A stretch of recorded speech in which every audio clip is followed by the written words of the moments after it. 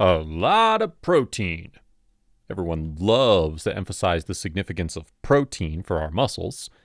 Some even turned it into a catchphrase. Sure about that?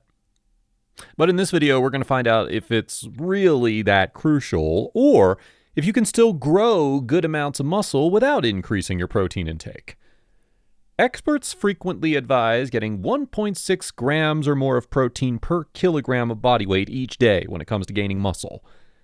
Nevertheless, as many gym visitors need to buy protein supplements in order to obtain these higher quantities of protein, this is not exactly practical for everyone, both monetarily and in terms of digestion.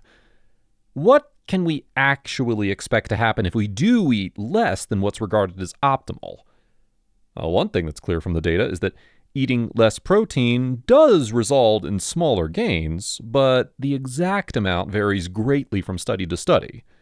So, when we think about it, that makes sense.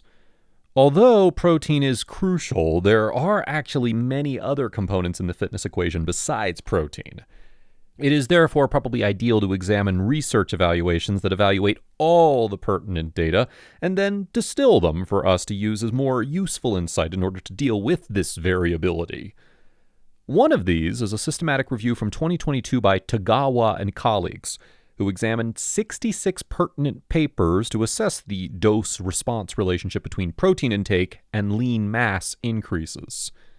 According to the findings, which were based on an average intervention length of 20 weeks, lean mass gains increase by 0.39 kilos for every kilogram of more protein consumed until you reach 1.3 grams of protein per kilogram, at which point they only increase by 0.12 kilograms. This evaluation is one of the few, if not the only, study to extrapolate the data in this manner, providing us with a statistically significant and visual understanding of the relationship between lean mass gains and protein intake.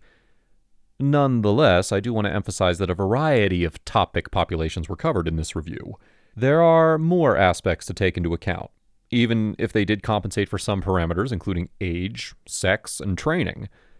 Perhaps a more pertinent data set for viewers of this video is one from a 2018 systematic review by Morton and colleagues, who focused their investigation on healthy young adults who were doing resistance training.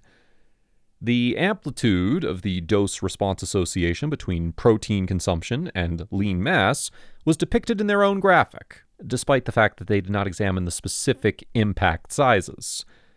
Also, there isn't much of a difference in the patterns between this figure and the one from the previous examination.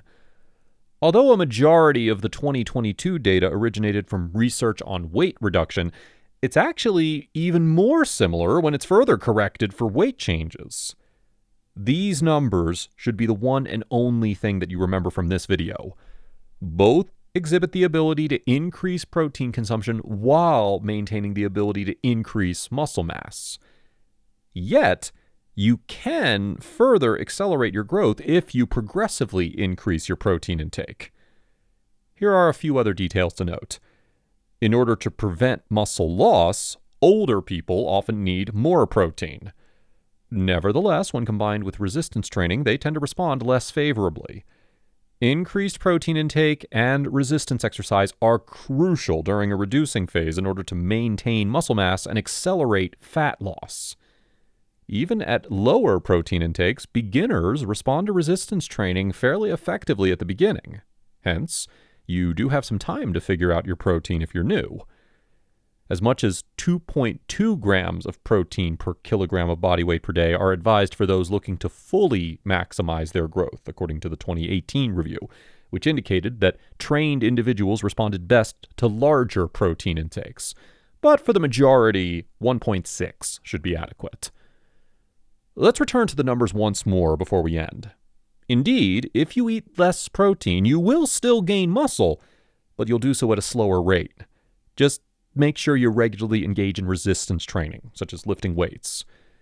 If you can later change your protein situation, it would be fantastic. So don't let the fact that you're not consuming the supposedly ideal amounts of protein make you feel like you shouldn't work towards your goals. Keep going, because getting near enough might still produce fantastic outcomes. And that concludes this chapter. I sincerely hope you enjoyed this video. Please think about helping the channel by signing up as a member. I really appreciate it, and it'll be of great assistance. Other than that, if you like the video, please click the like button and tell your muscle-loving friends about it. Follow for more, and as always, thank you for watching, and remember to get your protein. Best catchphrase ever, even if just a little.